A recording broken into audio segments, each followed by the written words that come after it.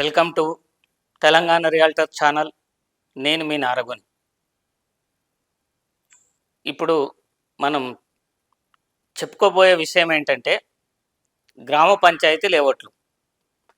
గత ప్రభుత్వం ఆగస్టు 26, 2020న గ్రామ పంచాయతీ లేఅవుట్లలోని ఒక్కసారి కూడా రిజిస్ట్రేషన్ కాని ప్లాట్లను రిజిస్ట్రేషన్ చేయొద్దని 257 సర్క్యులర్ పాస్ చేయటం జరిగింది. దానివల్ల గ్రామ పంచాయతీలలోని ప్లాట్లు రిజిస్ట్రేషన్ కాకుండా ఆగిపోయాయి. అయితే అప్పుడు తెలంగాణ రియల్టర్స్ అసోసియేషన్ సలహా మేరకు కొంతమంది రియల్టర్స్ హైకోర్టుకు వెళ్ళటం, హైకోర్టు ఆ ప్లాట్లను రిజిస్ట్రేషన్ చేయమని చెప్పి ఆదేశాలు ఇవ్వటం జరిగింది. అప్పటి బీఆర్ఎస్ ప్రభుత్వం సుప్రీంకోర్టుకు వెళ్ళి స్టే తెచ్చుకోవటం, ఆ రిజిస్ట్రేషన్స్ ఆఫ్ చేయటం జరిగింది. ఆనాటి నుంచి ఈనాటి వరకు కూడా గ్రామ పంచాయతీ లేఅవుట్లలోని ప్లాట్లు రిజిస్ట్రేషన్ కావటం లేదు. అయితే ఇప్పుడున్నటువంటి కాంగ్రెస్ ప్రభుత్వం అసెంబ్లీ ఎన్నికలకు ముందు రియల్ ఎస్టేట్ సమస్యలని మేము పరిష్కరిస్తాం, గ్రామ పంచాయతీ లేఅవుట్లలోని ప్లాట్లను మేము రిజిస్ట్రేషన్ చేస్తాం, ఎలాంటి ఇబ్బందులు కలగకుండా మేము చూస్తామని చెప్పి హామీ ఇవ్వటం కూడా జరిగింది. అయితే ఈ రాష్ట్ర ప్రభుత్వం ఏర్పడిన తర్వాత పొంగులేటి శ్రీనివాసరెడ్డి గారికి 2 సార్లు రిప్రజెంటేషన్ ఇచ్చాం. ఆ సందర్భంగా మాకు ఐడియా ఉంది, ఖచ్చితంగా మేము ఆ ప్లాట్లను రిజిస్ట్రేషన్కు అనుమతిస్తామని చెప్పి ఆయన మర్చిపోయినట్లున్నారు. ఆయనకు గుర్తులేదేమో, మరి వాళ్ళు ఇంకా ఏ పనులలో పడిపోయారో తెలియటం లేదు. 10 నెలలు గడుస్తున్నా కూడా గ్రామ పంచాయతీ లేఅవుట్లలోని ప్లాట్లు రిజిస్ట్రేషన్ కాక రియాల్టర్సు, కొనుగోలుదారులు అనేక రకాలుగా ఇబ్బందులను ఎదుర్కొంటున్నారు. ఆర్థికంగా కూడా చితికిపోయారు. ఇక ముందు ఆత్మహత్యలే శరణ్యం. నిజం చెప్పాలంటే ఈ గ్రామ పంచాయతీ లేఅవుట్లు చేసే వాళ్ళంతా తెలంగాణలో పుట్టి పెరిగి జీవనోపాధి కోసం గ్రామ పంచాయతీ లేఅవుట్లు చేసి ఆ ప్లాట్లను అమ్ముకొని బ్రతికేటటువంటి వాళ్ళు. అయితే గత ప్రభుత్వం కానీ ఈ ప్రభుత్వం కానీ ఇతర రాష్ట్రాల కార్పొరేట్ రియల్ ఎస్టేట్ సంస్థలకు అనుకూలంగా నిర్ణయం తీసుకోవటం, వాళ్ళ సంఖ్యలో జొర్రటం, వాళ్ళకు అనుకూలమైనటువంటి నిర్ణయాలు తీసుకోవటం జరుగుతుంది. ఏదో గ్రామ పంచాయతీ లేఅవుట్లు ఇల్లీగల్ అని హెచ్ఎండిఏ కూడా లేదా కూడా డిటిసిపి లేఅవుట్లు సరైనని లీగల్ అని చెప్పి ఈ రాష్ట్ర ప్రభుత్వాలు కానీ ఉద్యోగులు కానీ ప్రకటించటం జరుగుతుంది. అయితే నేను ఒకటే అడుగుతున్నా, ఈ రాష్ట్ర ప్రభుత్వాన్ని కానీ ఉద్యోగులను కానీ, ఇప్పుడు చెరువులలో టవర్స్ వెలిసినాయి కదా, అది ఎవరు పర్మిషన్ ఇచ్చారు?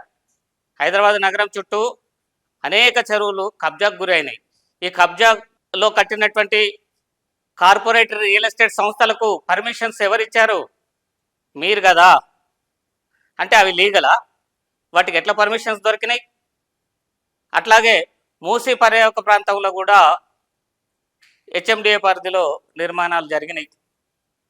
మేమేమంటున్నాం, గ్రామ పంచాయతీ లేఅవుట్లో అది ప్రైవేట్ ల్యాండ్ కదా, మా ల్యాండ్ మేము ఇతరులకు అమ్ముకుంటున్నాం, అది ప్రైవేట్ ల్యాండ్, మాకు ఇష్టమై మేము అమ్ముతున్నాం, కొనుగోలుదారులు ఇష్టమై కొంటున్నారు. రిజిస్ట్రేషన్ చేసి స్టాంపు డ్యూటీ తీసుకోవడానికి మీకేం కష్టం వస్తుంది?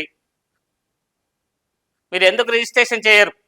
ఈ కాంగ్రెస్ ప్రభుత్వం గెలవడానికి ఏదైతే 2% ఓట్లు కారణమయ్యాయో అవి తెలంగాణ రియల్టర్స్ మాత్రమే. ఆ రోజు మేము బీఆర్ఎస్ ప్రభుత్వం మీద మేము ఉద్యమం చేయటం జరిగింది. ఎల్ఆర్ఎస్కు వ్యతిరేకంగా, ధరణికి వ్యతిరేకంగా అనేక విషయాలపైన మేము ఆ రోజు బీఆర్ఎస్ గవర్నమెంట్ని వ్యతిరేకించటం, సచివాలయాన్ని ముట్టడించటం, సబ్ రిజిస్ట్రార్ ఆఫీసుల ముందు ధర్నాలు చేయటం జరిగింది. ఆ సందర్భంగా మీ కాంగ్రెస్ పార్టీ కూడా మాతో ధర్నాలలో పాల్గొనడం జరిగింది.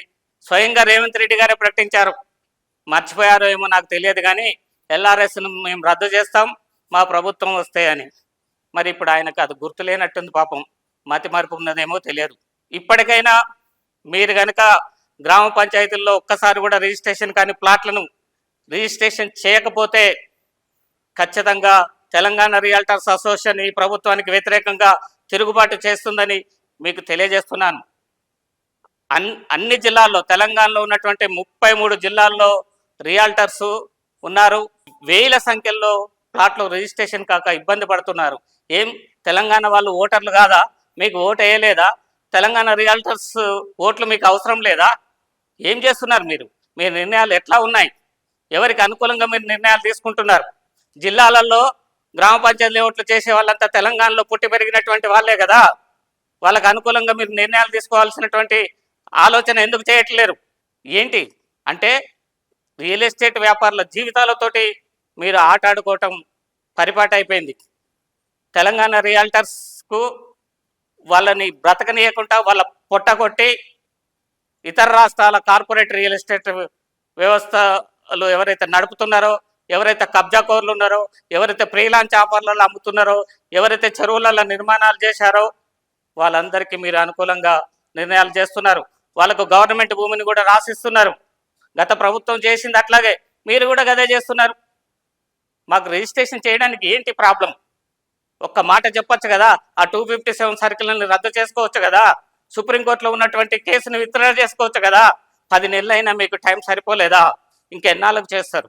మేము ఈ రాష్ట్రంలో కొన్ని లక్షల మంది ఉన్నాం. ఈ కొన్ని లక్షల మంది కూడా గత ప్రభుత్వం మీద తిరుగుబాటు చేసింది మీరు గుర్తుపెట్టుకోవాలి. రేపు మీ మీద కూడా తిరుగుబాటు చేయబోతున్నాం. స్థానిక సంస్థల ఎన్నికలు రాబోతున్నాయి. మీకు వ్యతిరేకంగా ఖచ్చితంగా మేము పిలుపునిస్తాం.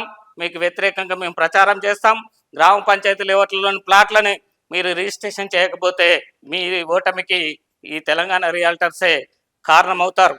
పొంగులేటి గారు, మీరు గొప్ప నాయకుడు అనుకున్నాం, మీరు మా కోసం పనిచేస్తామనుకున్నాం. కానీ మీరు అలాంటి నిర్ణయాలు ఏం తీసుకోలేదు. హామీ మాత్రం ఇచ్చారు. అసెంబ్లీ ఎన్నికలకు ముందు కూడా మమ్మల్ని ఉద్దేశించి మీరు ఒక వీడియో కూడా రిలీజ్ చేశారు. మీకు అనుకూలంగా నిర్ణయాలు తీసుకుంటాం మా ప్రభుత్వం వస్తే. కానీ ఈరోజు మమ్మల్ని కలవడానికే మీకు అయిష్టంగా ఉన్నది. మా యొక్క సమస్యలు పరిష్కరించడానికి మీకు ఇష్టం లేదు. కాబట్టి మేము ఖచ్చితంగా మీ పైన తిరుగుబాటు చేసే రోజు వస్తుందని తెలియజేస్తున్నాం.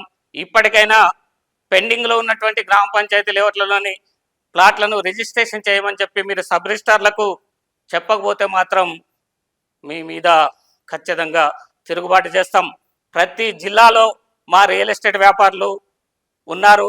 వాళ్ళంతా కొన్ని వేల ప్లాట్లు రిజిస్ట్రేషన్ కాక ఆర్థికంగా చితికిపోయి ఉన్నారు. వాళ్ళ దగ్గర కొన్నటువంటి కొనుగోలుదారులు కూడా లక్షల సంఖ్యలో ఉన్నారు. వాళ్ళందరూ ఇబ్బంది పడుతున్నారు. వాళ్ళ సమస్య పరిష్కరించకూడదా? వాళ్ళ సమస్య పరిష్కరిస్తే మీకు వచ్చే నష్టమేంది? మీ ప్రభుత్వానికి ఆదాయం వస్తుంది కదా, మీరు స్టాంప్ డ్యూటీ తీసుకుంటారు కదా. మేము చేయమనేది ప్రైవేట్ భూమినే కదా రిజిస్ట్రేషన్ చేయమనేది. కార్పొరేట్ రియల్ ఎస్టేట్ సంస్థల్లాగా మాకేమైనా గవర్నమెంట్ భూమిని రాసేయమంటున్నామా, లేదా చెరువులను రాసేయమంటున్నామా? ఇప్పుడు మీరు చెరువులను పరిరక్షిస్తారా? మీతోటి అవుతుందా? చెరువులో ఉన్నటువంటి టవర్స్ను కూలగొడతారా? హెచ్ఎండిఏ ఏమన్నా పవిత్రమైందా, స్వచ్ఛమైందా?